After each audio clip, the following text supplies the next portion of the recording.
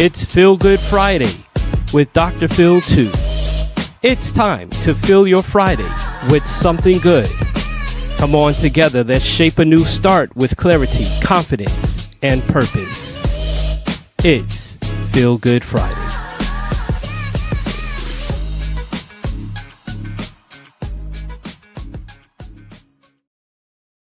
Hey, what's up, everybody? Listen, it's Feel Good Friday.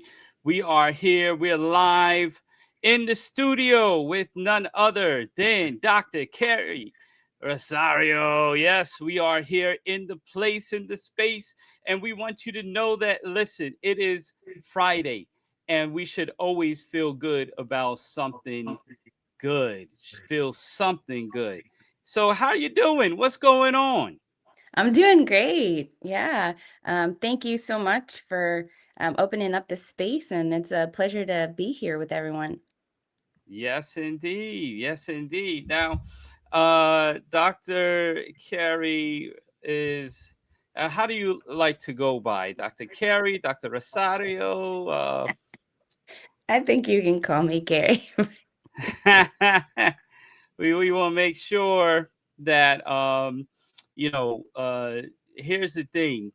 You are a professor in North Carolina, but you are an artist. So tell me which area you are professor in. So I'm a professor of public health at the University of North Carolina at Greensboro.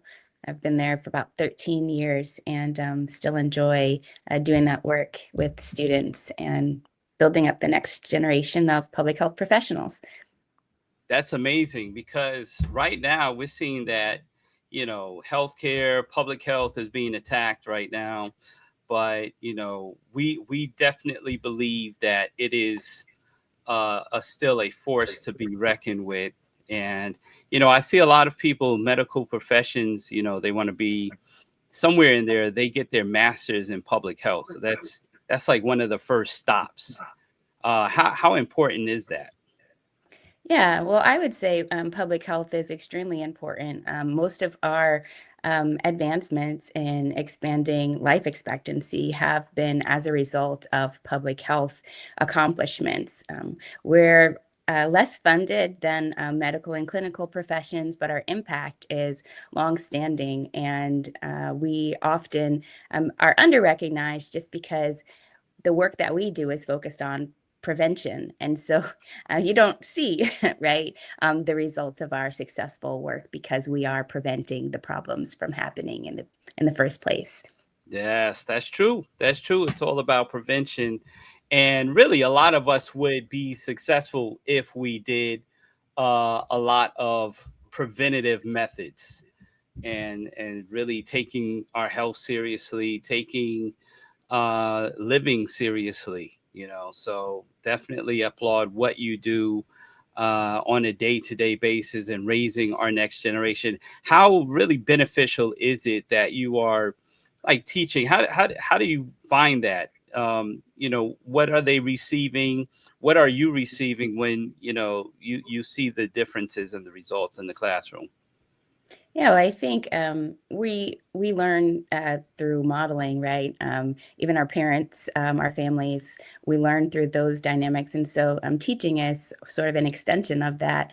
I learn from my students every class, every semester, and hopefully they're learning something from me as well. My goal as a teacher is really to co-construct a learning environment that mimics how we might exist in the real world, where we can adapt, learn, and grow by our interactions and relationships with other people.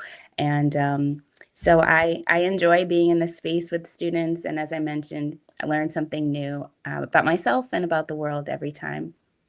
Love it, love it. Yes. But not only are you a professor, I mean, you have been kind of not kind of, but you've been an artist, not only an artist, but somehow I feel like you have a great photographer around everywhere you go. You get all these nature scenes, so you know where to really place yourself in nature.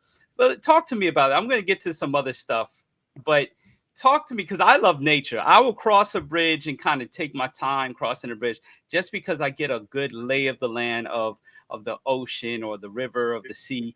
You know, what is it about nature that really gets to you? Yeah, so I would first say that my research is focused on place-based public health, and that's all about where we live, learn, work, and grow. And so I have a deep connection to the land, and I think that was instilled in me by my parents. Um, Growing up was always outside, pathfinders, always had me out in nature, and it's just a beautiful place to think about yourself in a larger context. And so a lot of my time is spent looking at the lake and finding peace and stillness from that. It's a benefit for your mental health. It allows you to be in better relationships with other people. And my goal is to really just capture those moments. The more you can sit in this wonderful world that we have around us, the more you can see yourself belonging and connected to it, and also see how small sometimes you are, and that bigger picture, and how we're all needed to really benefit. And I just love being outside. I love hearing the sounds of nature, and if I can capture that in an image, in a moment, then I can share it with someone else who might not have been with me at that time, but can still experience the benefit of it. Yeah, absolutely. I mean, you have some great spaces that you can capture, and that's part of mental health as well. Sometimes when you put yourself in nature, and one of the things I advise as a coach for people that need a new start, need to reshape their mind, their heart, their spirit, their soul, their everything. Just go to a space of nature. Just get to a boardwalk, get to the forest, get to some ocean setting, get to a place of peace. So that's my thing. Get to a place of peace and regenerate yourself, and I think that it just does an amazing effect. Yeah, Um, like I said, I love bridges, and the longer the bridge, the better for me because I get a good view of certain things. Being on a boat, right? Just kind of being in an ocean setting. I don't want to be in the ocean. I just want to kind of be over, right? it puts it all in perspective, though, right? Yes, yes, exactly, exactly. It's a beautiful thing. Now you are an artist, so how in the world did you get into this? And we're gonna show some pictures here. This is you at an exhibit, right? Some pictures of you and an exhibit. Tell me about what we're seeing here. Yeah, so the pictures that you're sharing are from the opening reception for my current exhibit that's on display at the Marshall Muse Gallery, a new gallery in downtown Greensboro. And the exhibit is about caregivers. It's called What the Eyes Don't See, and it's a story of um, you know, Black male caregivers who are often not the first image that you think about when you're thinking about caregiving. And so most of my images have focused on this nature aspect that you shared, but this exhibit is really my way of sort of honoring, especially during National Family Caregiver Month, which is what we're in the month of November, honoring folks who um, care for our communities, care for our families, and often are rendered invisible by society. But caregiving takes a lot of your time and your energy, and it's my way of saying thank you and pouring back into them. Wow. Now, whose art is this? Like on the wall, whose art is this? So downstairs is where the main gallery is. So these are pieces of works that are from a broader community of artists here in Hmm. Greensboro. My work is showcased upstairs in the community gallery, and uh, there's an image I think that says "What the Eyes Don't See" and has me um, in it. And upstairs in this gallery, there are images of five men who allowed me into their stories and their moments, and kind of talked to me about their caregiving experience. And what I've done is allowed folks to put themselves in the images. None of the images show the faces of the men. They just are honoring the men for not just the care that they give, but also just for being human, right? For existing. We often focus on the care and not the caregiver. And you're a valuable human being just because you are. And this is my way of showing that dignity and respect to these men for purely existing and centering them in their humanity and not just the care that they give. Wow, that is amazing. So you've not only had the art, but you connected it to a story.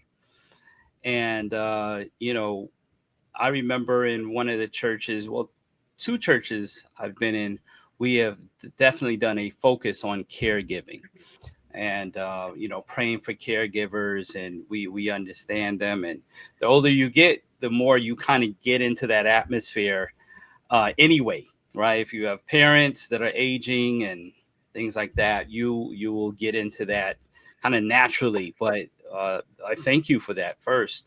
That's a great concept. And so the images that we saw, you took pictures of those, and do you do art like painting and things like that, or is it more like photography art? Yeah, so I do not paint, but I do enjoy that medium. And most of the work that I do is photography, nature, landscapes, scenes with water and sunsets. Yep. I've had two exhibits previously, one entitled Reclaiming Peace, that was centered on mental health. Another entitled The Poetry of Place, which focused on belonging and exploring how people make meaning in their everyday lives. And this one is focused on raising caregiver visibility. As the founder of the Loving Well, which is an organization focused on caregivers, 63 million caregivers are in the United States, and probably a little bit more than that. Many of them are balancing, 20 to 30 hours of caregiving a week, often with full-time jobs.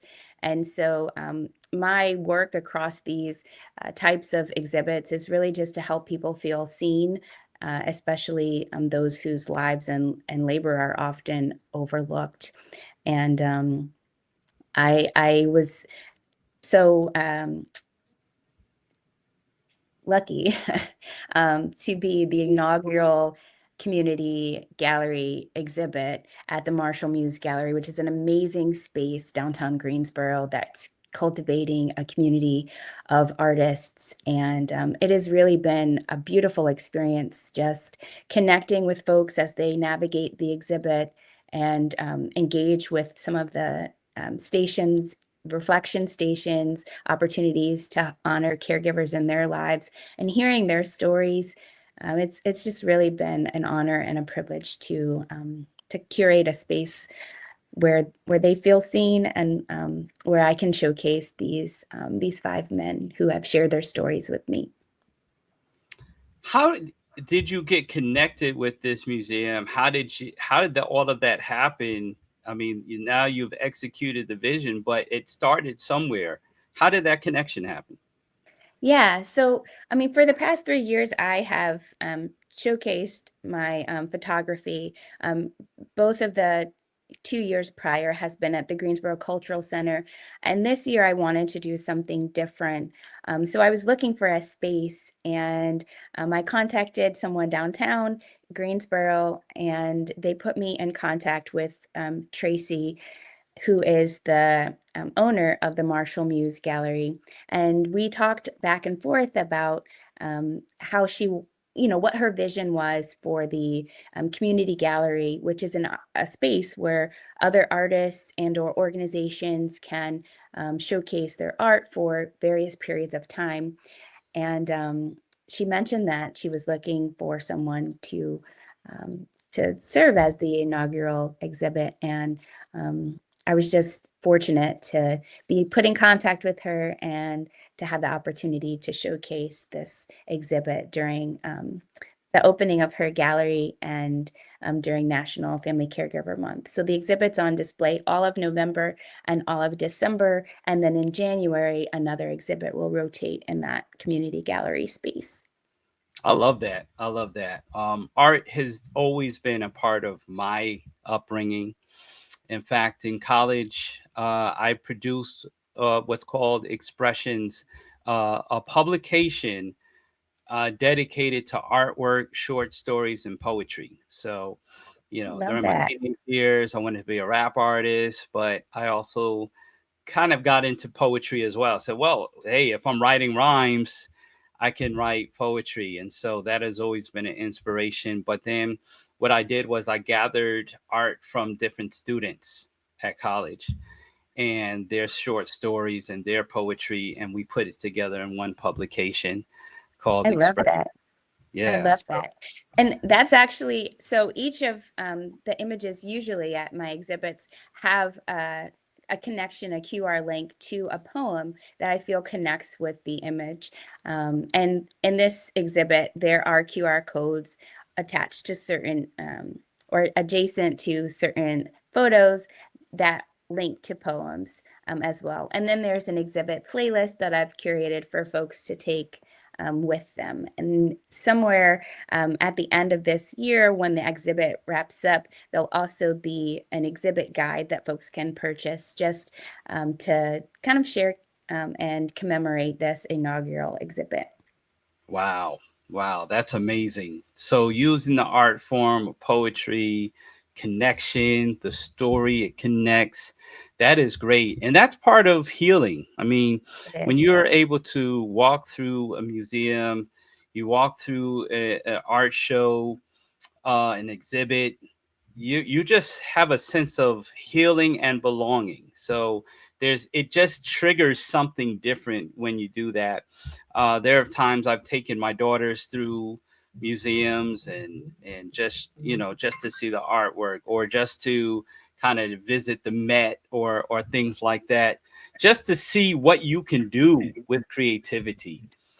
And so and you'll find that a lot of people, especially dealing with mental health, use a lot of art. So now that you're in public health and so this is part of all of that connection. What healing have you seen happen for people through this?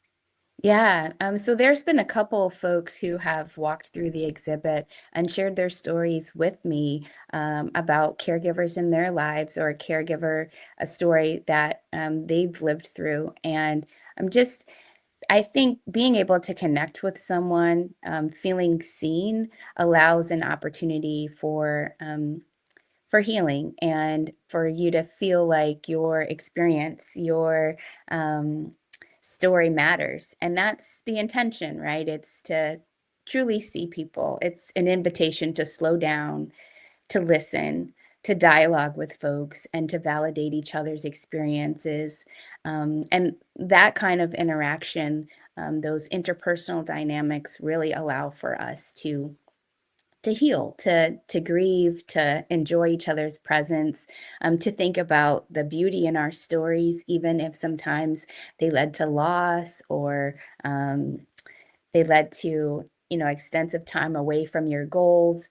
Um, I think being seen and being heard and being valued helps us really to move through these moments in our lives and to see a bigger picture of what these moments can mean for us and for engaging with other people. Yeah, I love it. I love it. I mean, that is a great concept. I love that you have the story. What is the next step for you? You've done these exhibits, you're teaching in the classroom. What is it now that we look forward to seeing from you?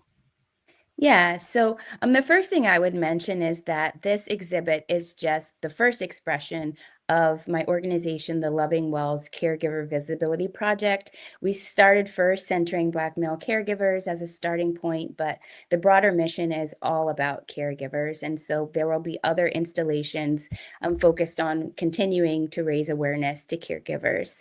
And then with the Loving Well, we're building an ecosystem that supports caregivers as whole humans. And that includes curated communities that are organized for them around their shared interests. So caregivers have spaces that are shaped by identity and joy and connection, not just the stress of caregiving. We're also actively seeking sponsors to help build a caregiver micro grant fund because even small investments can make a meaningful difference for caregivers who often have to put their dreams on hold to, center the care that they're giving. We're releasing cards for caregivers in the new year, and like I mentioned before, publishing exhibit guides from this inaugural show.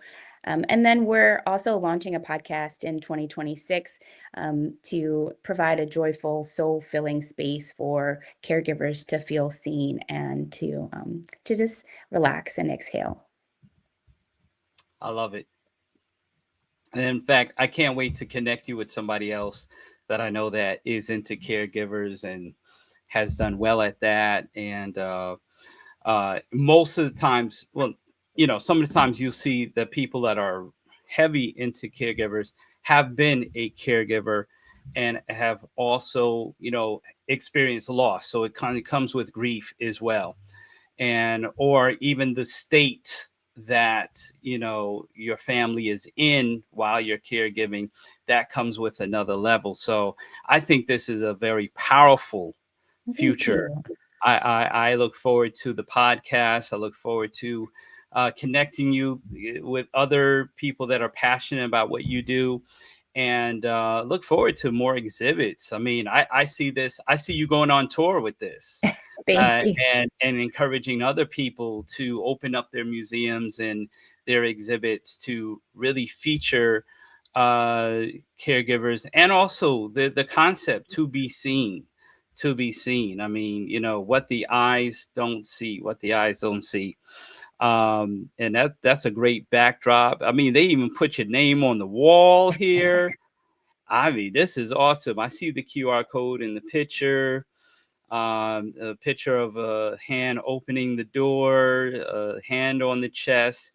Wow, that is powerful. That is awesome, and I think that this concept is going to go. This is, you will get more than enough funding through time if we can just get the right people to see the vision, connecting art to caregiving to just bringing that relief, and then marketing to those who are dealing with this. And you're right, about majority of their day is to that. And even if you're not full on caregiver, but you have an aging parent, right?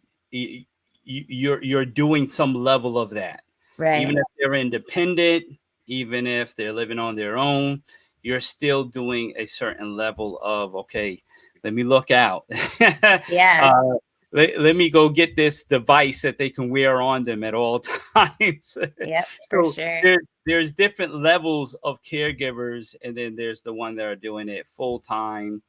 And what we want to say to caregivers, we appreciate you and thank you for what you do for your family, and we're praying for you because we know that this is a tough journey. Yep. Yes, we see you and you matter. Absolutely, we see you and you matter. That is a great theme. um Talk about that a little bit more. We see you, to be seen. How important is that? Where, how did that kind of just enter your heart, your mind, to really focus on that, to be seen, and what the eyes don't see? Yeah, so it started with my dad, actually.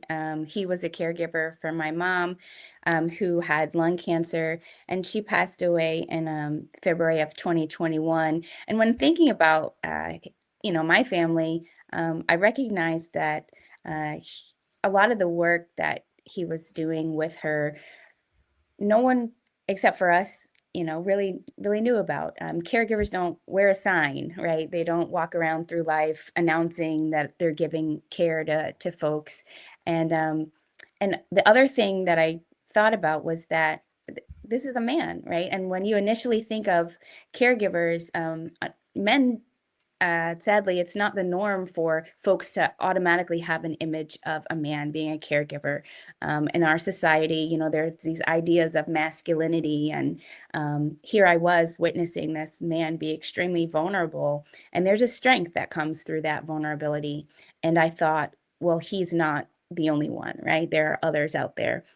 And so this project is about five other men who are doing these things. There's one man featured in the exhibit who drives like hundreds of miles every weekend to take his mom to church because she loves going to church. She has dementia, and that's a space that she really remembers and enjoys. And so what the eyes don't see is a nod to what we render as normal or what we normalize, and these folks that fly under the radar but are only seen by their family members. And how can we continue to raise our awareness to them, let them know that we love and see them and that they're valued, again, for the care they give, but also just for being really amazing humans.